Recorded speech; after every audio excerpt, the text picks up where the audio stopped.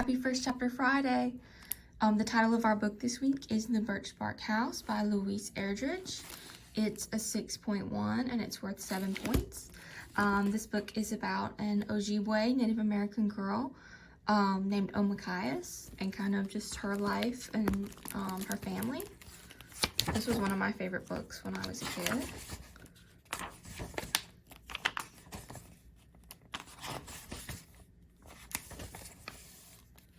Chapter 1 is called The Girl from Spirit Island. The only person left alive on the island was a baby girl. The tired man who had come there to pick up furs from the Anishinaabe people stood uneasily on the rocky shore.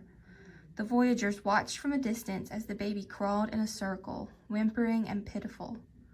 Her tiny dress of good blue wool was embroidered with white beads and ribbons, and her new moccasins were carefully sewn.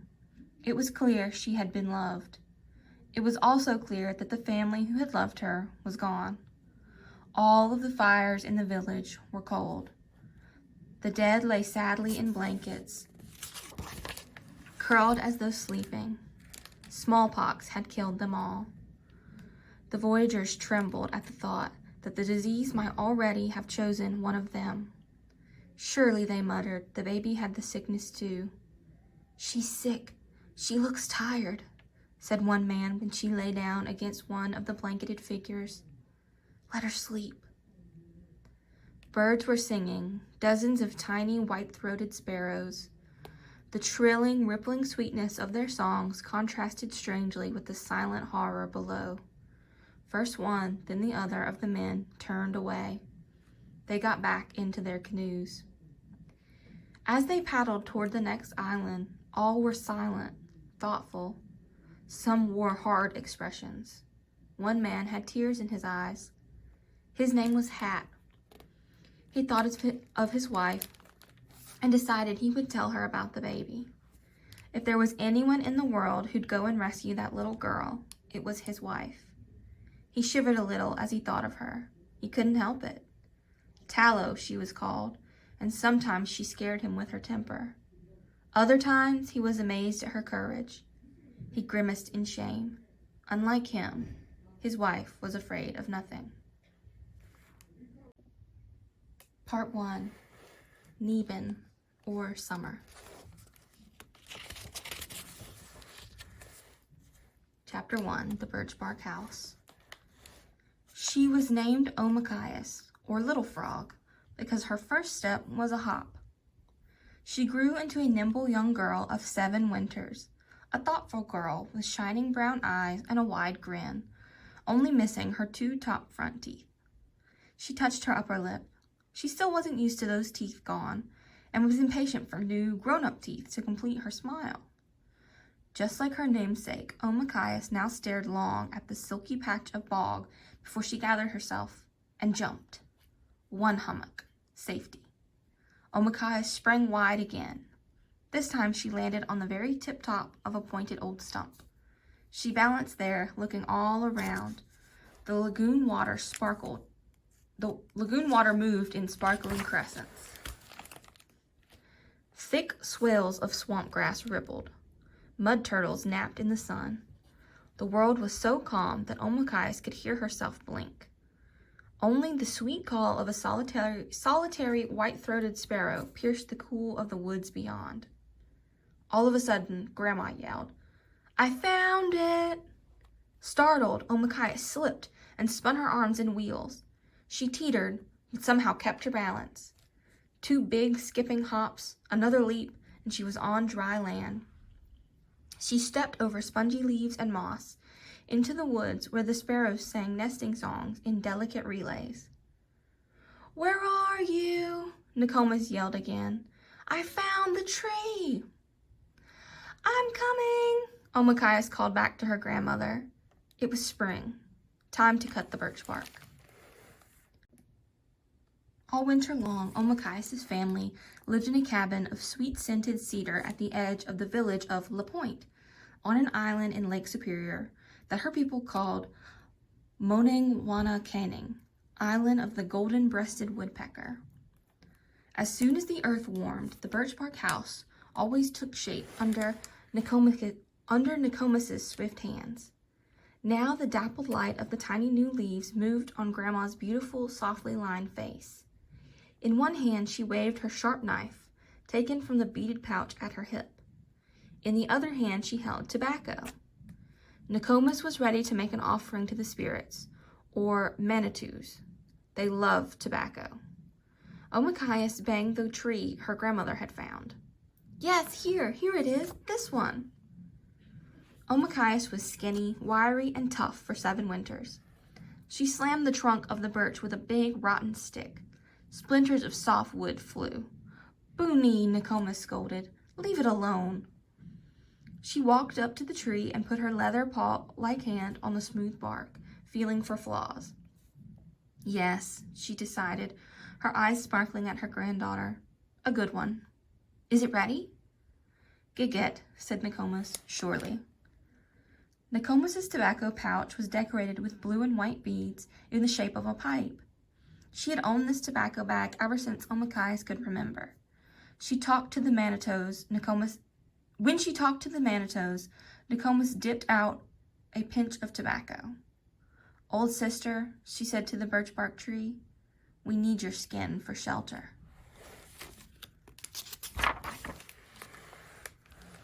At the base of the tree, Nokomis left her offering sweet and fragrant.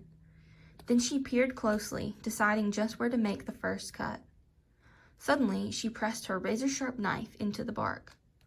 Omakayas stepped back. Light filtered golden and green onto their faces. Tiny white flowers poked out of dead leaves. There were still traces of grainy old snowbanks in the shadiest spots, but in places the sun was actually hot. Pow! As soon as Grandma made the proper cuts, the birch bark, filled with spring water, nearly burst from the tree. Omakayas helped her grandmother carefully push the bark aside. Then the two peeled it away strip by strip. She and Omakayas carried the light, papery, pink-brown rolls out of the woods, down a trail to a special place near the water. Here they set up the Birchbark House. Damp ground made Nokomis's old bones ache, so she spread out her brown cattail mat and sat down there to sew those pieces of bark together. Omakayas helped her, threading the tough basswood strands through the holes punched by Grandma's awl. Meanwhile, Mama and Omakayas' older sister tied together a frame of bent willow poles. Finally, as the light faded, they fastened the mats of bark onto the willow frame, a half skeleton of pliable saplings. The bark mats overlapped like shingles to shed the rain. Each one was secured to the next so as not to blow off in a storm. When the house was swept out, smoothed, fussily arranged, and admired, they moved in. The children, Omakayas' brother, Little Pinch, baby Niwo, Omakayas' older sister, Angeline, and Omakayas herself, spread their blankets around the stone fire pit. Mama and Nokomis hung the smoky woven bags of rice and tools and medicine from the willow poles above. Omakayas' family was Anishinaabeg, and this was their island. Her father, her Dede, was in the fur trade business, which meant that he was often gone, paddling the great canoes for the fur company or sometimes trapping animals himself. Yellow Kettle, her mother, was quick-tempered but always laughing, and her eyes shrewdly took in the world. Yellow Kettle was a strong-looking woman and beautiful. Her smile was generous, enigmatic, slightly crooked, and kind. She missed nothing when it came to her children. It was impossible to hide a half-done job, ridiculous even to think of sneaking away in the morning before gathering wood for the fire and water for her cooking pot. And if Mama didn't notice the younger children's whereabouts, Omakayas' older sister, Angeline, surely would. Angeline was smart and so pretty people turned in their tracks to stare at her. Her hair was thick, her hands clever. The beads in her designs were laid down in strict rows. Her stitches never faltered. Her steps, when she walked or danced, were clear and graceful. She was so perfect that Omakayas despaired. Still, she hoped that she herself would turn out like Angeline, and was sometimes embarrassed to find herself following at Angeline's heels like a puppy. Most of the time, Angeline was kind to Omakayas, and let her tag along and admire, from a distance. But there were also times her words were sharp as bee stings, and at those times, Omakayas shed tears her sister never knew or probably even cared about, for as very beautiful people sometimes are, Angeline could be just a little cold-hearted at times. Omakayas' little brother, Pinch, was the only really big problem in her life. The sad truth was, she couldn't tell this to a single person. Omakayas didn't like little Pinch. She thought there was something wrong with him. So greedy, so loud. But although his ways were mischievous and bold, Pinch loved his mother deeply, and he clung to her side. In fact, he took all her attention, even more than the baby. He clutched Mama's skirts with fat, tough little fingers. He yelled at Omakayas if she was slow in giving up her willow doll, her little rock people, or anything else for that matter, including food, special pieces of driftwood she found, even her favorite sleeping place near Grandma. He thought he deserved everything. At least when it came to Niwo, there was nothing to complain about. He was so sweet that Omakayas often pretended that he was her very own baby. Of course, she hardly ever got to hold him, for he was still very young. Still, she was sure he preferred her to Angeline, and certainly to Pinch. Sometimes he even held his arms out to her when Mama was holding him, and yelled with delight when Omakayas picked him up. As it grew dark, the family ate makaks of moose stew and fresh greens and berries, licked their fingers and bowls clean, and at last rolled themselves into warm, fluffy rabbit-skin blankets that still smelled of the cedary smoke of their winter cabin. They were glad to be close to fire, sleeping on soft, grassy earth, under a leafy sky, and best of all, near water. They fell asleep to the peaceful, curious, continual lapping sound of waves. The fresh wind across the big lake blew away the smoke of cooking fires and vanquished the mosquitoes that came out in whining droves and had plagued them in town. It was good to sleep where the village dogs didn't bark all night, where the only sound to disturb their dreams was the pine trees sifting wind in a lulling roar. Unless, of course, it stormed. The moon went down to a fingernail sliver, and the corn popped from the ground. The leaves of the birch grew big enough to flutter in the wind. And then, one night, the first storm of the summer struck the island and startled everyone from their dreams. The fire was down to red winking eyes when Omakayas woke with an uneasy feeling. Something approached. She felt footsteps. Omakayas was always the one to sleep near Grandma, and now she rolled close. There was a lonely insistence to the sound of the wind, and then everything went still. Far off, she heard one huge footstep. There was a long silence, then another step fell. The earth shook slightly beneath her, vibrated as though she lay on the head of a vast drum. A drum! She remembered that Grandma had said the island was the drum of the thunder beings. Closer and closer they came, shaking earth with their footsteps. Omakayas' lonely feeling became fright. She hid her face and tried not to think of balls of witch fire or the hooting of Grandfather Owl. She tried to keep herself from picturing pakaks, the skeleton of little children flying through the woods, or the icy breath of giant wendigos striding over the ground, cracking trees off with every foot crunch. Another step, another, and another fell, and then the wind howled to life. Rain slashed through the tightly sewn walls. A breath of air stirred up the slumbering coals and cast shadows leaping and fighting on the inside walls of the little Birchbark House. The willow poles trembled, bouncing with the force of the gusts of wind. The birch bark scraped and flapped, but was held on with tight stitches. Omakayas hid her face as thunder rolled, smacking onto the lakeshore, waking everything and everyone with its quick violence. The storm punished the ground and then passed over, dying off in softer mumbles. The dull thuds of thunder falling in the distance now felt comforting, and before the sound entirely faded, Omakayas was asleep. Bonang Wane Kanang, island of the gold-breasted woodpecker, sparkled innocently after the night of raw thunder and lightning. Omakayas woke and immediately began wondering. What had the storm done to the trees? What had the waves washed onto the beach? What interesting bits of wood that she could use for pretend dolls? What kind of day would it be? Were the little berries on the edge of the path ripe yet? An unpleasant piece of wondering came to her, too. Had her mother finished scraping and tanning that ugly moose hide, or would she have to help? Oh, she hoped not. How she hoped. There was a saying she hated. Grandma said it all too often. Each animal, she would say, has just enough brains to tan its own hide.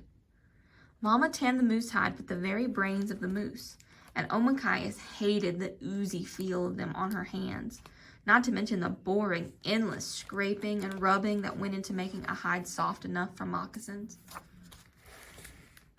From the fire in the center of the bark house, a thin curl of smoke rose, then vanished through a crescent of sunlight in the roof. If only she could escape with the smoke. She could already hear Mama and Grandma outside at the cooking fires. They were planning the day's work. In no time at all, the soaking moose hide would be stretched on a branch frame, and she would be required to scrape at it with the sharpened deer shoulder bone that her mother kept in a bundle of useful things near the door. Her arms would tire. They would feel like falling off. Her fingers would go numb. Her back would hurt. The awful smell would get into her skin. And meanwhile, all the little birds would find the luscious patch of berries she alone knew about. By the time she got that stupid old moose hide softened up, they would have eaten every last berry. She must act quickly. The air was fresh, delicious, smelling of new leaves in the woods, just popped out mushrooms, the pelts of young deer. The air flowed in, rain-washed, under the strips of birchbark wall she had helped sew together yesterday. Like a small striped snake, like a salamander, or a squirrel maybe, or a raccoon, something quick, little, harmless, and desperate, she slid, crept, wiggled underneath the sides of the summer house. The seam of bark caught her in the small of the back, stuck tight. If only she hadn't done such a good job of sewing it up. If only, too, Angeline didn't have such quick ears and sure knowledge of her whereabouts at all times. There was a firm pressure suddenly at the small of her back, still caught on the inside. Her sister's foot, her sister's gloating voice.